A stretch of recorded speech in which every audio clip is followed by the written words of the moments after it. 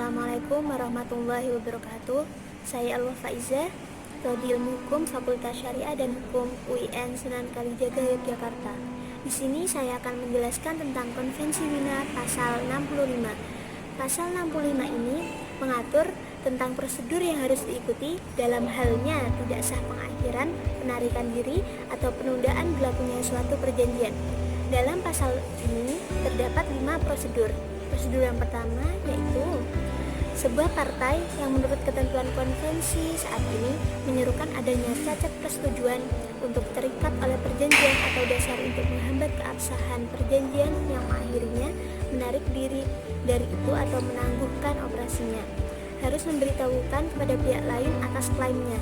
Pemberitahuan untuk menunjukkan langkah-langkah yang diusulkan untuk diambil berkaitan dengan perjanjian dan alasan-alasan di dalamnya. Jadi, suatu perjanjian internasional yang hendak diakhiri eksistensinya itu dari kehendak salah satu pihak atau beberapa negara, yaitu harus mengajukan keinginannya kepada negara-negara peserta lainnya disertai dengan alasan-alasan dan langkah-langkah yang seyogyanya ditempuh untuk mengakhiri eksistensi perjanjian tersebut. Kemudian yang kedua yaitu jika dalam rentang waktu 3 bulan terhitung dari saat diterimanya pemberitahuan untuk mengakhiri eksistensi perjanjian tersebut, kecuali dalam keadaan khusus, ternyata tidak ada satu pihak pun yang menyatakan penolakan atau keberatan, maka pihak yang mengajukan usulan itu dapat mengambil langkah-langkah yang telah ditentukan dalam pasal 67 Konvensi Wina, yaitu menyampaikan pernyataan bahwa perjanjian itu berakhir eksistensinya dan harus disampaikan pemberitahuannya secara tertulis kepada negara-negara peserta lainnya dengan ditandatangani oleh pimpinan negara atau menteri luar negerinya. Persoalan akan menjadi lain jika ada negara peserta yang menolak atau keberatan atas usulan untuk mengakhiri eksistensi perjanjian internasional yang bersangkutan.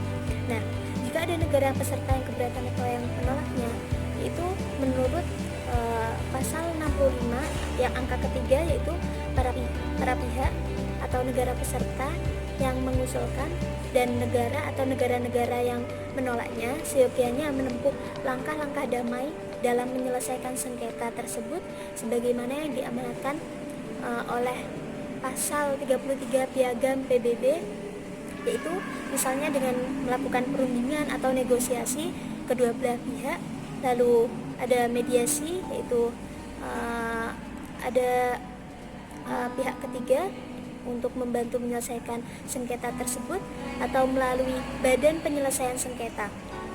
Lalu pasal prosedur yang keempat yaitu jika para pihak sudah berhasil menyelesaikannya, para pihak tetap terikat pada ketentuan perjanjian yang masih berlaku. Jadi, apapun hasil penyelesaian tersebut tidak boleh mempengaruhi hak dan kewajiban para pihak yang bersumber dari ketentuan perjanjian yang masih mengikat mereka. Secara teoritis, suatu perjanjian internasional dapat dipersoalkan keabsahannya hanya untuk sebagian saja, sedangkan untuk sebagian lagi atau sebagian besar perjanjian itu masih bisa dinyatakan sah. Hal ini hanya mungkin jika secara substansial perjanjian itu dapat dipisah-pisahkan menjadi bagian-bagian dan jika satu bagian saja diklaim tidak sah, tidak akan mempengaruhi eksistensi maupun pelaksanaan bagian yang lainnya. Kemudian prosedur yang kelima itu bila suatu negara yang tidak mengirimkan pemberitahuan penarikan diri dari perjanjian, maka negara tersebut harus menjawab apabila negara anggota perjanjian yang lain menginginkan penjelasan atau tindakan-tindakan yang telah dilakukan. Jadi, bila ada suatu negara yang tidak memberikan pemberitahuan penarikan dirinya, dan jika ada negara-negara yang meminta alasan-alasan atas tindakan tersebut, maka negara yang menarikkan diri dari perjanjian tersebut itu harus memberi jawaban atas pertanyaan negara-negara peserta lainnya. Demikian penjelasan dari saya. Saya harap penjelasan saya ini dapat bermanfaat. Wassalamualaikum warahmatullahi wabarakatuh.